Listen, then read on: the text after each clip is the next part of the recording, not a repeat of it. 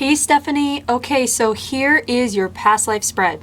So what we're going to do is look at where you were, what you did with the majority of your time there, an important day with the relationships and feelings involved, another important day, relationships, feelings, death, lesson, and we'll get hints of time throughout. So, excuse me, cough, cough. All I'm going to do is relay to you the images and impressions that are coming through, and your job is going to be to try to make connections where you can, and I'll try to help how I can. So remember to make direct and opposite connections, which means, well, I'll show you how to, I'll show you as we go along with the direct and opposite connections, and stuff is already coming through, so we're going to go ahead and start. Excuse me. So where we're going, this is the Europe card, okay? So we're going somewhere in Europe, and when I was laying this down, what it felt like is we are going to a fashion hub. So it felt very much like we are just like plop landing in Paris, and it feels like we are looking at a female aspect of you in Paris, part of society, part of the hustle bustle, has a place in the community.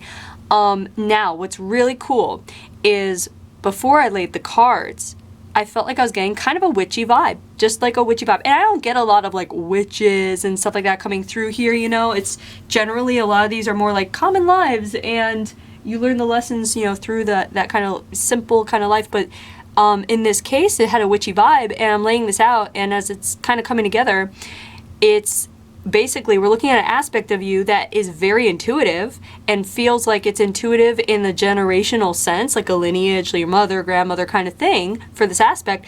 And even so, though, it's the kind of thing that's not really spoken of. It's just like how you're brought up in the household, and it's not spoken of outside of the household. So it's like the women in your family are like aware of these gifts, aware of your connection to your intuition, and energy and all that stuff. And also there's other, like, it feels like dealing with alchemy and dealing with herbal remedy and remedies in general kind of thing, but taking it and changing. Okay, so the movie so they bring through like movies for me to help with so it feels like it's that movie, if you've ever seen it, called Practical Magic with Sandra Bullock, Nicole Kidman. If you haven't seen it, definitely check it out.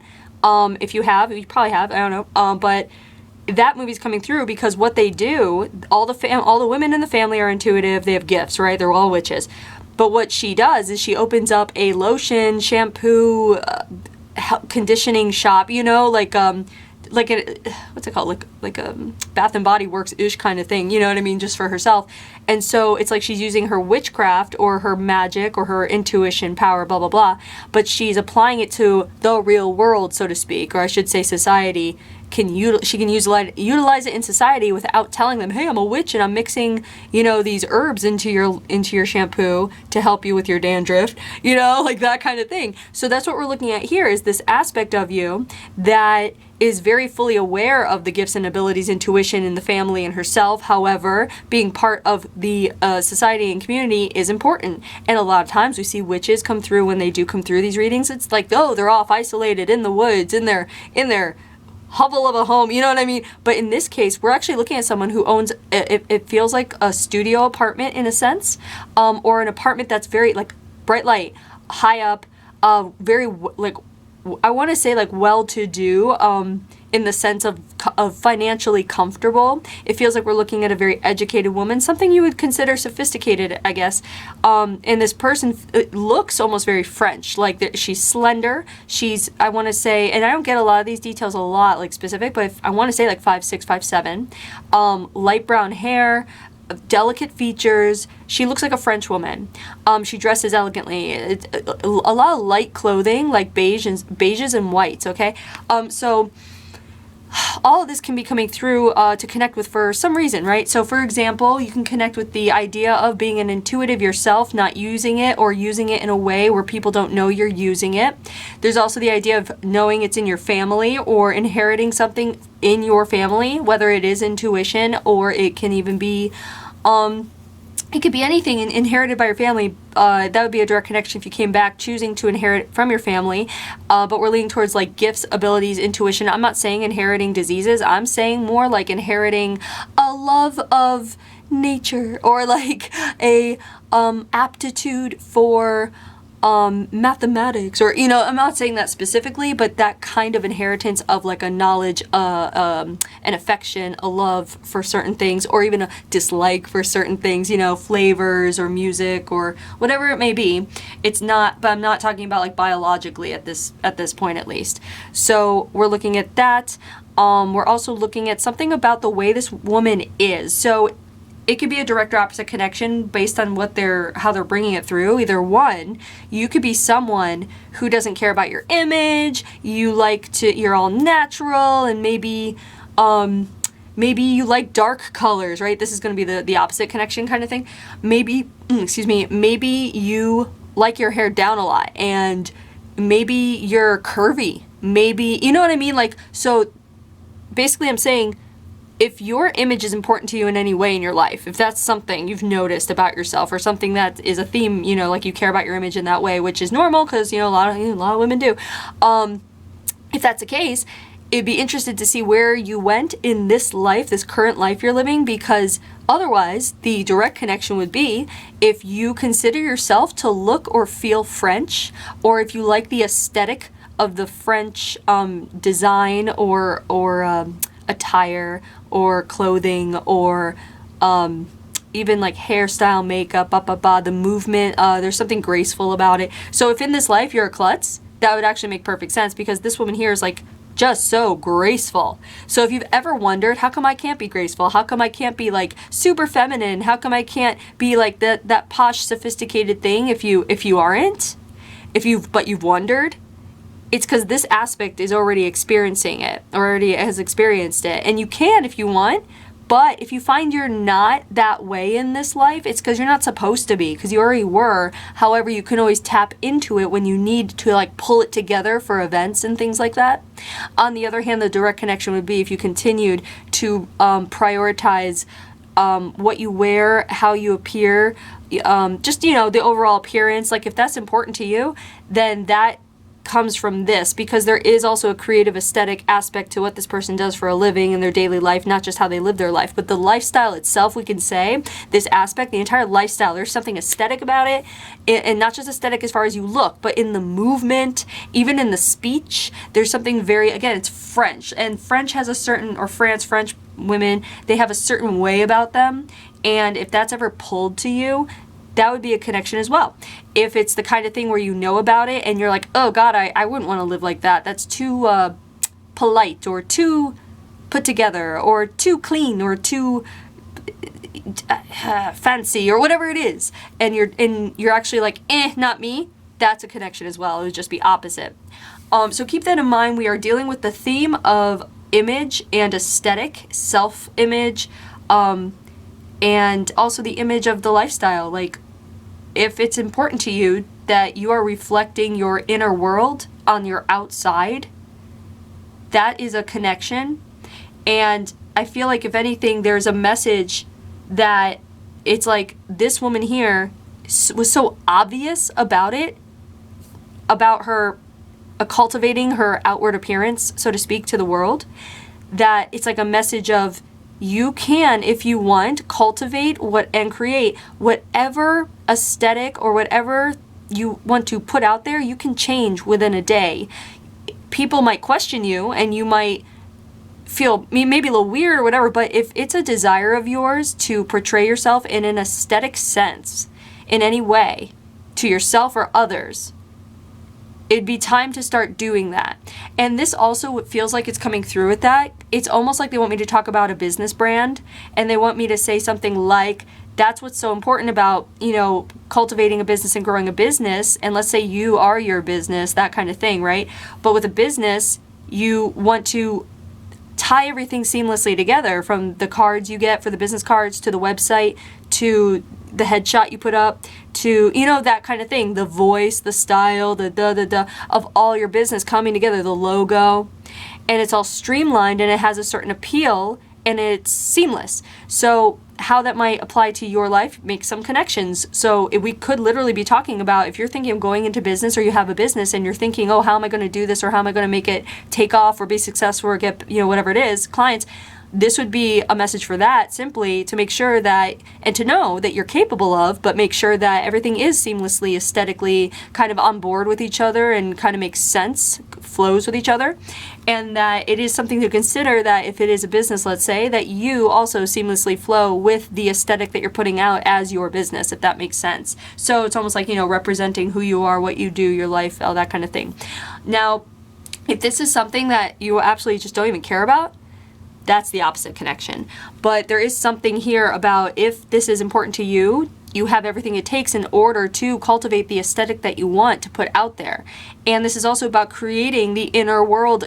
In this sense, it's about your inner world. So it's easy to dress up and look a certain way, but it's also the idea of when people see the light in your eyes, right? So you can look beautiful, and you probably heard this before, you know, where it's like, on, like, you know, in like, you've heard where it's like, oh, you're so, you know, she's so pretty, she's so beautiful, blah, blah, blah, but she has no personality, or something like that. You've heard that, right? This is not talking about you. This is just an example. So it's just, but what it's tying to is the fact that make sure that you are doing all that inside work, because what you put out to the world, what you're, the mask you put on, you know, the aesthetic we're talking about, you're going to want that to match your inside. So, and vice versa. So you do want to continue to cultivate an inner aesthetic, That means when you go in, you want your heart to be big, bright in that beautiful green chakra, right? You want it to be big and bright and beautiful. You don't want gunk in there, you know, that kind of thing.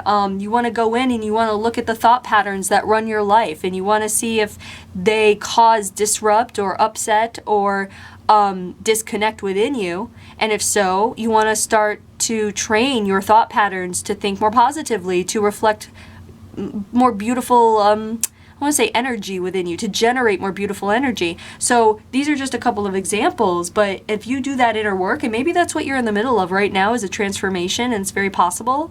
And if that's the case, this is just a message to let you know to continue with the transformation, because you know, when a caterpillar becomes a butterfly, man, they hide away, they're gunky, it's smelly in there, and they're full of goo, right? It's a disgusting process. And then once it's done, I mean, it's a beautiful process, but you get what I'm saying. It's not exactly like pretty, and you don't want to play with a gunky caterpillar turning into a butterfly kind of thing.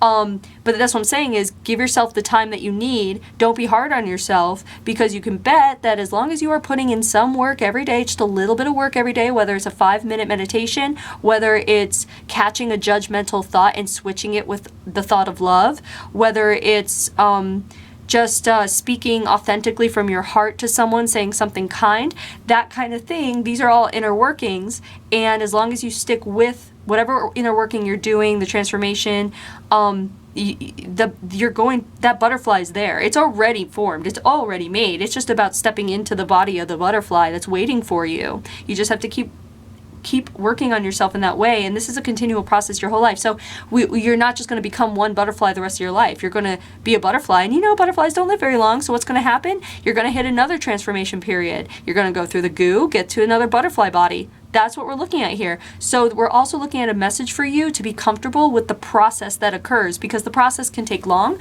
The process can be gooey and gross, or in other words, emotional and hard. And it doesn't always have to be. Sometimes the process is awesome and fun and amazing and just enlightening. So don't get stuck in thinking, uh-oh, it's another transformation and it's going to be a hard one. It's not like that. It's not always going to be a hard one. But just keep in mind that the transformation, the journey to get to the next butterfly body, we'll say, the journey, that's where all the gold is. That's where all the gems are. That's where the treasure is. You need to be able to appreciate the changes that are occurring within you at the pace that they're occurring, and you will enjoy life in general so much more, especially if you're not hard on yourself, whether it takes a long time or whether the change doesn't look like the way you want it to look. Don't have expectations. Just move forward, right? So keep that in mind. Keep making connections. This can also be a connection to Paris, to what's it called? Like those romantic cities, like in Spain or in London, in England, whatever. Like there's romantic cities, you know. So if you've ever been drawn to visit Paris, go to Paris. You love pictures of it. Maybe you have a picture up of an Eiffel Tower or the Arc de Triomphe in your home or bathroom or whatever. You know, if anything like that. It can even be French music. And in fact, it would be the kind of thing, if you haven't thought about it, go ahead and listen to like some French cafe music on YouTube and see how you feel about that. Like the kind of music that you might hear sitting at a cafe outside of France. I know that sounds like kind of like, or Paris, a little random, but these are little things that might trigger you in ways that can even bring up more memories or feelings that help you with whether or not you resonate with certain things here, right? Because everything I tell you here, you have to resonate with, you have to vibe with. Anything you don't vibe with here, just tuck it in the back of your mind because later on it might come up. But just, you know, focus on things you're resonating with. Now, the next card here is what you did with the majority of your time, and this is the art card. And so for the art card, it can be fine art, of course, like painter, this, that, whatever. But in this sense, it feels more creative, and it feels like creative in the sense of using your hands to build something. So it feels like we're looking at fashion design. Quite frankly, it feels very fashion design, even possibly shoes in particular. Now this does feel like we are looking at the 20th century. Is this? Aw, the camera went weird. Here we go. Sorry. Here we go. So it does look like we're looking at the 20th century. And it's a little bit later. It's like, hold on. Honestly, this feels like we're at the end of the 1950s, even getting into the 1960s, quite frankly. So I'm not sure, you know, a lot of people are like, wait, I was alive in 1960. And if that's the case, that's perfectly fine because we also get parallel aspects working here as well. So just nothing to like boggle your mind.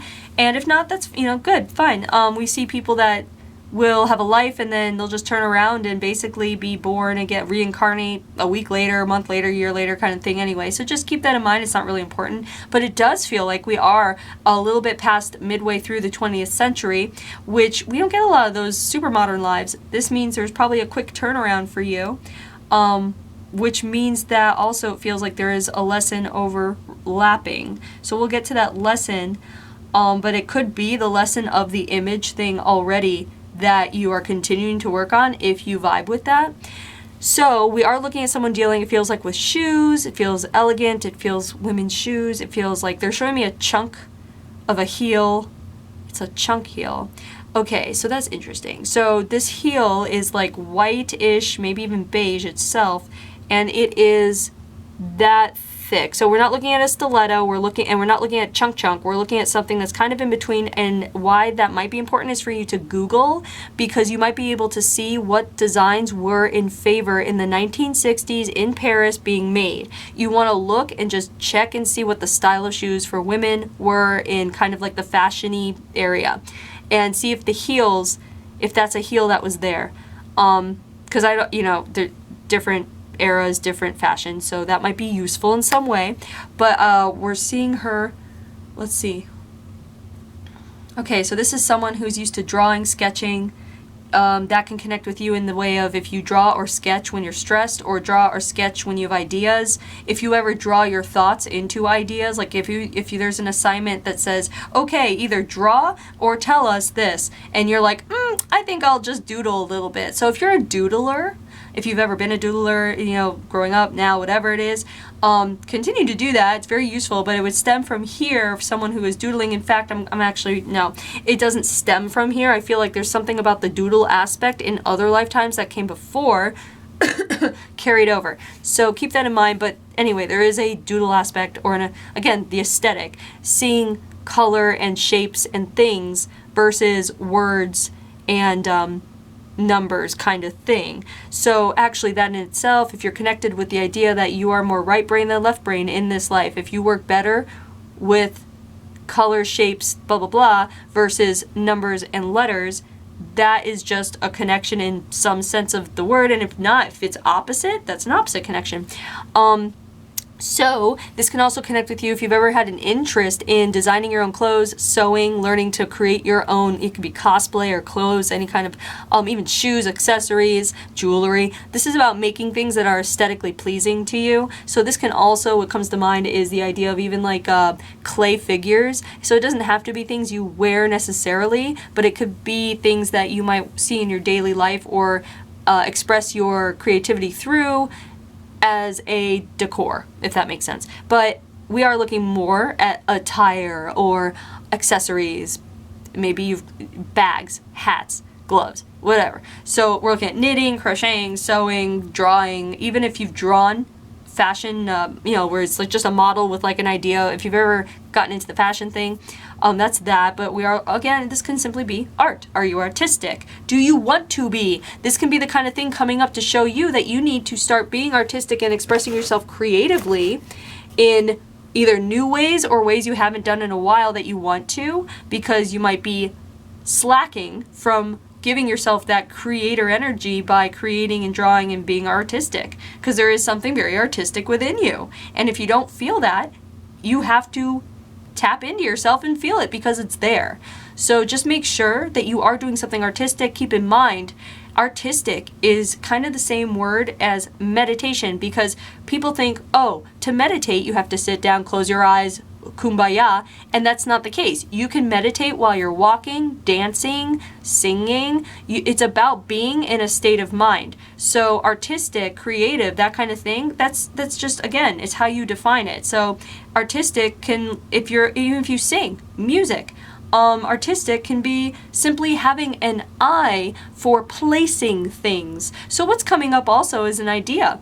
If you're looking for a new career, a side job, part-time job, something, a new hobby that might be interesting to you, what's coming through is the idea of looking into display design. So we're looking at either like putting a display or decoration together for selling a house, or shop windows, or being hired by a personal assistant to coordinate house, like I guess interior design. You might be very interested in display or interior design in general might be a very interesting option for you if you are looking to expand your horizons or try something new that might be lucrative for you. So keep that in mind, just whatever, and if not, tuck it in the back of your head, no big deal. So keep making connections with the art card however you can, and we're going to go ahead and go to the first important day. So here we have the birth card. So someone's being born, and it's not you. You're having a child is what it feels like.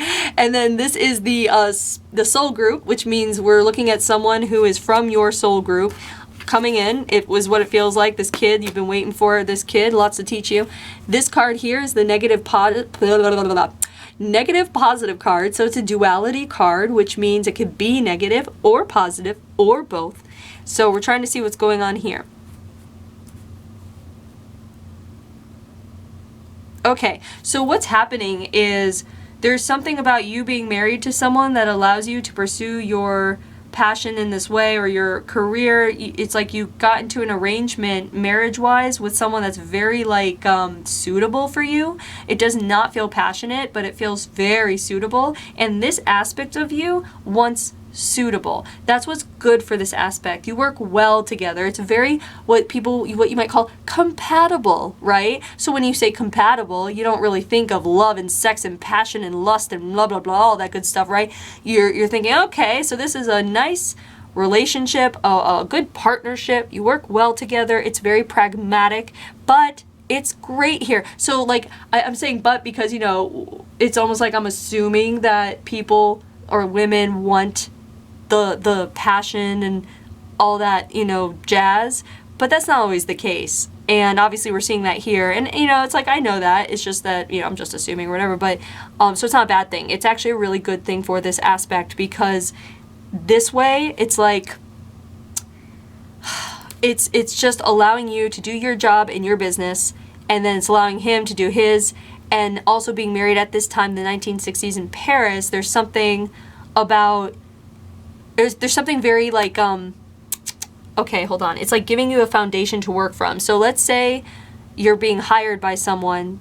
The fact that you're married like to this person, and you like come from a good family and good reputation, and you're pretty stable and all that, it only lends itself more to someone hiring you, if that makes sense, versus being like a artsy, independent woman, I'm not getting married, that kind of thing. So that's actually very helpful for you, but at the same time in your current life, that kind of security in your current life, if you find you're being held back in any way because you have up till now or still do or whatever it is or once did, excuse me, rely on your partner, or rely on having a male partner, or rely having on a more alpha or stronger partner, I should say, because it's not necessarily male, but, you know, having your partner almost as like a safety net. Like you feel like you have a safety net when you are in a relationship with a partner.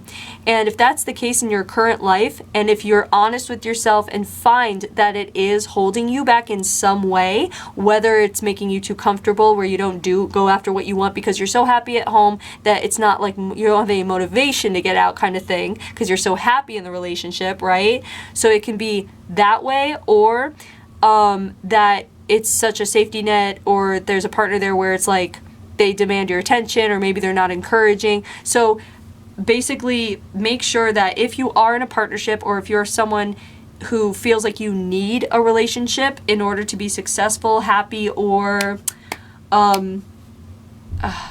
be successful, happy, or it's mostly the success really, but there's another word for it. It's to be successful, happy, worthy, to feel worthy of achieving things.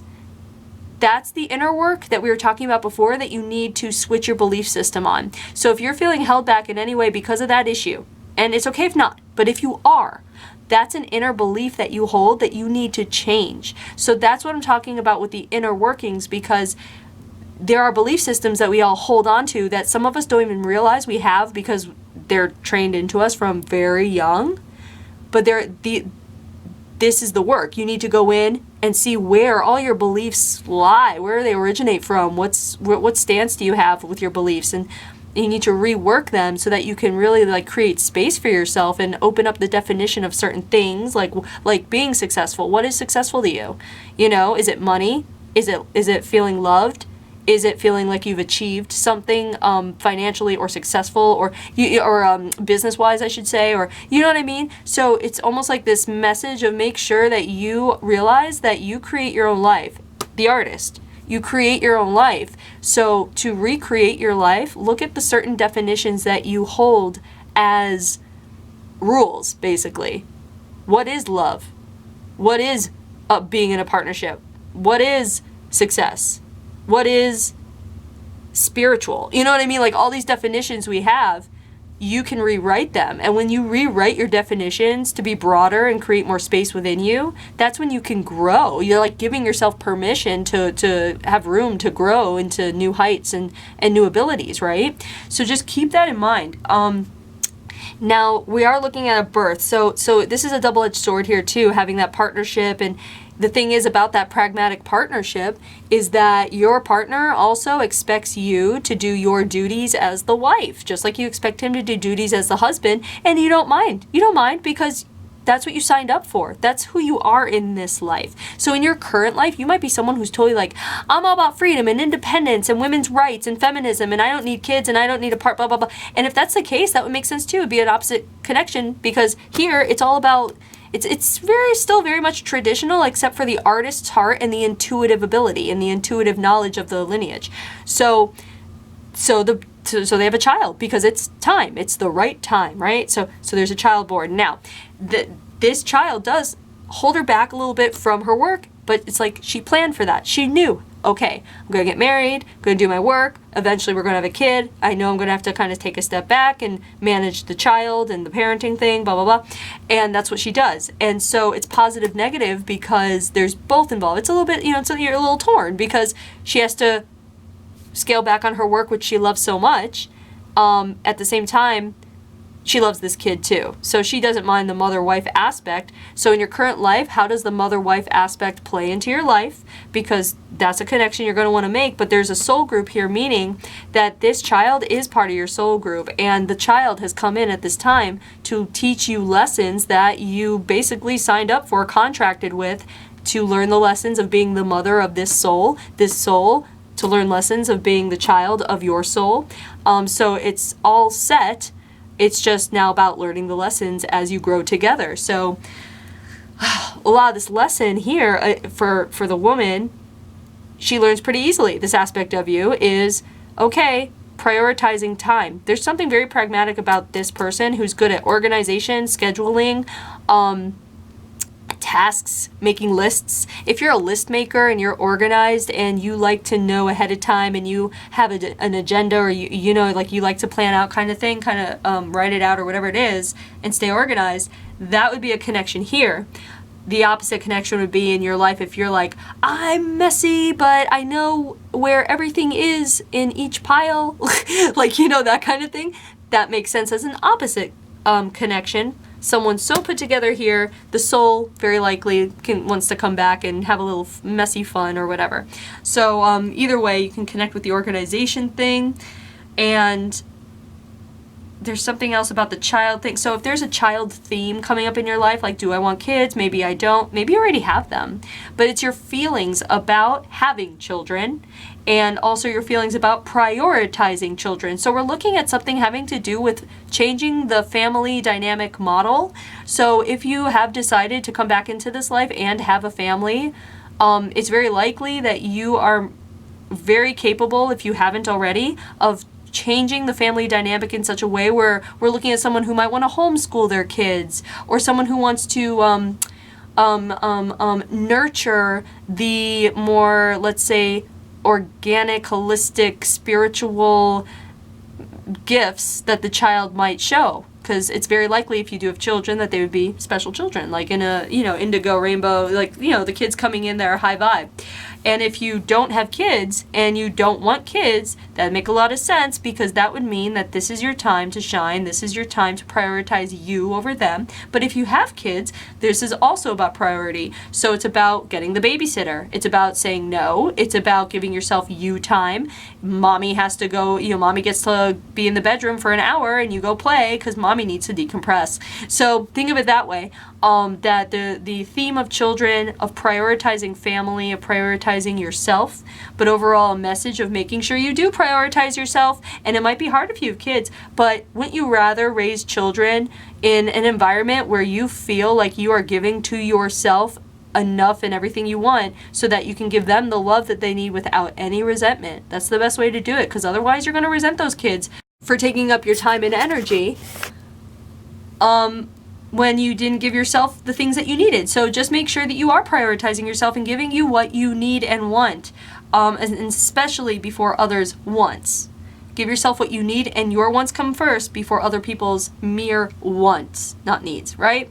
So keep that in mind. Keep making connections where you can, and just know that if you do have kids or choose to have children, and then you have feelings of like, oh shit, or oh I shouldn't have, or I wish I, you know, that kind of thing, don't get hard on yourself. Like, you think other parents don't feel that way? This is just showing you, again, to prioritize yourself. And you can, as a parent, if you are a parent, you have the power to change the family dynamic, and not run yourself ragged if that's the case. So keep that in mind.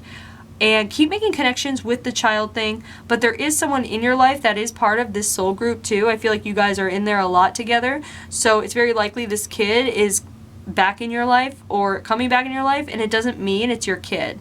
So this can be your best friend. This could be, I mean, this could be your parent this time around, that kind of thing. How you would know this person is the lessons you learn from each other. This would be someone that you really get along with, but who might be someone that might like to either, one, prioritize their problems over yours. So it might feel a little bit off balance of a relationship, like they might talk more than you. Or two, it would be the opposite, where they're back this time in order to cater to you. So if there's someone you know that you love that is always wanting to help you, encouraging you, wanting you to make sure you give yourself time for this or that, whatever it is, it might even be annoying how much they want to help or how good they are in that sense. That would be just, these are the two things to be looking out for in order to find this person. You'd love them, and they would either want to prioritize them, or they want to prioritize you. And that the prioritizing them would be the residue of being the child here. Prioritizing you would be the opposite connection, where they're like, okay, I got my turn in as the kid that was catered to, now it's my turn to cater to you. Keep that in mind, okay? That's the little karma thing, but it's not bad karma, it's all good karma because it's a lot of love. So, keep making connections here. We're going to go to the next important day, the so long farewell until we meet again card. So with this card, usually someone is leaving. And then here we have the child, and we have the feeling is the light of love, okay?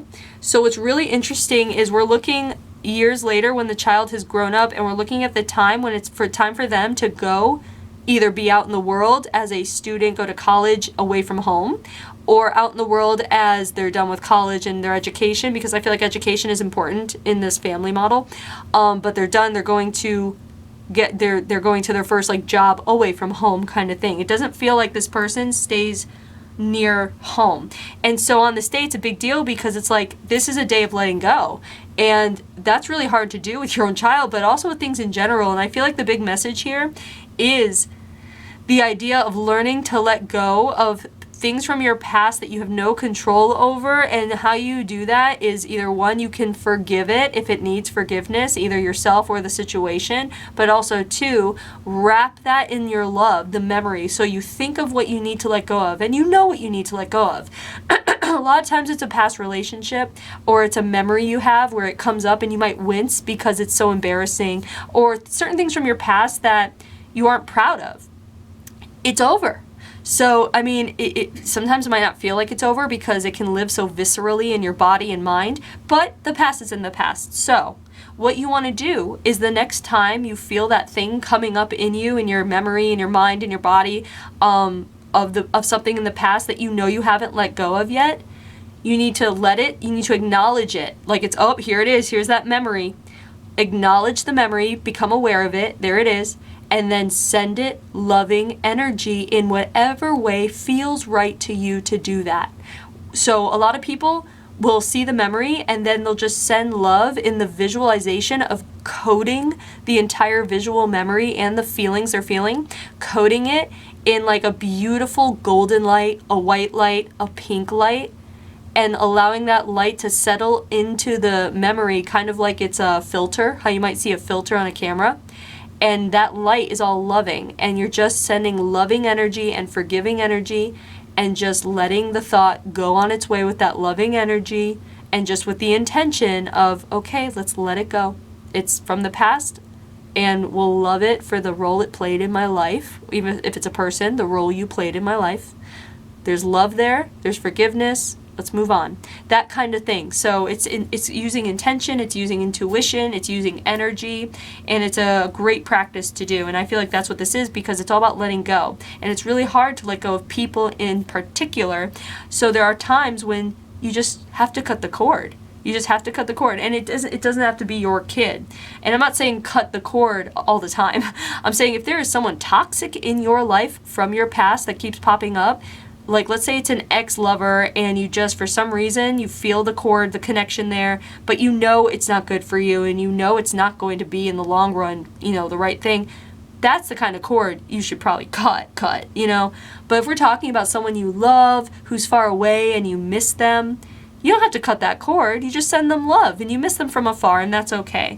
But there are more like circumstances from your past where you want to cut that tie that you have, the emotional tie that kind of keeps you emotionally attached to it. So in this way, you want to look this up, Google it if you haven't heard this term, called non-attachment, practicing non-attachment. And that all that is pulling your emotional attachment out of the memory, out of whatever it is that's bothering you. You pull out and you just view the memory or view the situation, because it can be a current situation you're in where you get emotionally angry, invested, frustrated, whatever. And you just like take a step back and look at the big picture and detach yourself from being emotionally attached so that you can see it from more of like a loving big picture perspective, and then see what the next best move is for that, if that makes sense. Or in that sense, you can let go if it's a memory or whatever. That's where you're like, oh, I can step away from the emotional attachment and just send that on its way. I'm no longer part of it. It's that kind of thing. So look up non-attachment. I feel like that is coming through. But always with love. Everything do from a place of love. And as long as you go that way, you're never not going to be taking the high road. And it is a good thing to be taking the high road with people, even if they're awful to you, because they're learning lessons. A lot of times they don't know the emotional source of why they behave the way they behave. And it's not your job to teach them or to criticize really or judge them. It's just your job to make sure that you are taking care of your own house, making sure you're taking care of your own heart, and not taking things personally in that way. So keep that in mind. Keep making connections where you can. And we're going to go ahead to the death card. And this is the water card. Let the water take me under. And a lot of times it's drowning, or other times it's just a rainy day. So I'm just saying what's happening here. Okay, so it feels like you're much older, and in your age, you contract what I feel like is bronchitis or pneumonia because of a winter. It's cold, it's a rainy winter, and it feels like that moisture never leaves your body or insides. So you pass from it. Not very brutal, not like it doesn't hurt. It's just like tiredness and a little bit of like hard to breathe kind of thing, but nothing crazy, and you're well taken care of. It feels like your husband's still alive, taking care of you, as well as there are servants involved, but loving in a way, like not just like taskmasters, like these are just people who have been there, almost like I want to say your child had a nanny, and that nanny, I don't know if it's her, but it's that feeling of a nanny. So I don't know if you actually got someone to like live in with you while you're sick to help you, because your husband doesn't really know how to caretake. He just knows how to be present, which is good. But it feels like that winter is when you go. And so in your current life, how you can connect is if you have any respiratory problems, breathing issues, allergies, asthma, as well as if you get cold easily, and so we have the breathing, anything with breathing, but also chronic fatigue and dehydration. So keep that in mind. If you get a cold, like in the winters, if you get a cold every winter, or you get sick easy, respiratory problems, chronic fatigue, dehydration, that's what we're looking at here. Keep that in mind, and if that's the case and you actually do have that, you can get rid of that through self-hypnosis, going to a hypnotherapist, meditation, because now that you know where it comes from, it doesn't serve you. So keep that in mind. And if you don't have any of those things, that's great, fine. But if you do, that's the connection. Now, what's really cool is this lesson here. And this lesson is simplicity. And it's really cool because we are actually looking at a life that is not what you would call simple. But what happens is it breaks down to the prioritization. That's where simplicity comes in, because what you learned here was you have a life, it's busy, you're working, but you prioritize what you said you would prioritize, what you feel is right to prioritize in your life, which is the family, when it is time. So this is someone who knows how to simplify, how to minimize, pull back from this, let's focus here. And I feel like that's important, because if you in your current life find that you are scattered about, you are more than capable of learning how to bring it all back in to focus on priorities. Now, this is also saying, it feels like you don't have to prioritize one thing. Usually people are like, oh, prioritize, okay, A, B, C, D. You don't have to do that. It feels like you are very capable of multitasking and prioritizing A, B, C first, D, E, F second. You see what I'm saying? So it's almost like your mind is very capable and expansive of being a multitasker. So just because you're a multitasker in that way or able to do it doesn't mean simplicity does not mean one thing. What's coming through basically is, we talked about redefining things. Don't listen to the outside. Don't listen to external sources telling you need to focus on one thing if it doesn't sit right with you. Some people work better focusing on 2 things or 3 or 5. So make sure that you are going at a pace according to you, because focusing on 3 things for you might be simple. That might make life simple versus trying to work in a model or with a model of life, a lifestyle model, where other people are telling you how to do it, what works for them, why they're successful. You can be talking to someone super successful, a multimillionaire, and how they work in order to see their success might not work for you. Probably won't. So don't look outside for what is successful all the time. I mean, it's always good to have role models and tips and techniques and blah, blah, blah. Always good to learn. Yes, yes, yes. But what I'm saying is, don't take the external techniques or like these directions or what people say or what you think is successful because other people say it is. Don't take that as your rules. Like, that's not your. This feels like you're supposed to be creating your own rules, because again, what is simple for you might not be simple for other people. You might work your own way. Make sure that you are honoring what works best for you, because you yourself can come up with a whole new model of success. And then people will be coming to you, people like you, who want to work with more than one thing at a time, who have been told the same thing, but then they look at you and they see you and they're like, wait, I'm more like this person over here. what is she doing? Or what are they doing? You know what I mean? Like that kind of thing. So just keep in mind what simplicity means for you. It doesn't always mean, well, one, what you've thought it meant, because you can redefine it, or two, what other people think it means, if that makes sense. Simplicity, success, all those things. But keep making connections with this simplicity card, because this can also refer to you needing to weed out the things that are obstacles holding you back, that might have been there for years, things that bother you, or things, you know, you say you'd get to and you don't. Either get rid of those tasks if you haven't gotten to something in over a year. Either put it aside or start working on it and finish it. You know what I mean? Like, so if that applies to you at all, if you like do a project and you leave it, like either put it away for good or work on it, because we want to get you in a place where it feels like we want to get you decluttered. And I know that sounds a little counterintuitive to what we were just saying before about having multiple things, and that can be simple, but it can. Those things that you focus on are things that you're going to focus on fully every day. You do A, B, and C, as long as, you know, or every week you're going to hit on A, B, C projects. But with these other projects along the way, it's easy to feel like, oh God, it's another thing I didn't get to. Oh no, I forgot about da. Just look at everything you're working on and simplify it by getting rid of the things you haven't worked on in over a year, or by focusing on them finally now for good, and commit to it. So keep that in mind. Keep making connections where you can. And there's your past life. I hope you enjoyed it. I hope you're able to make some connections here. And thanks for letting me read you.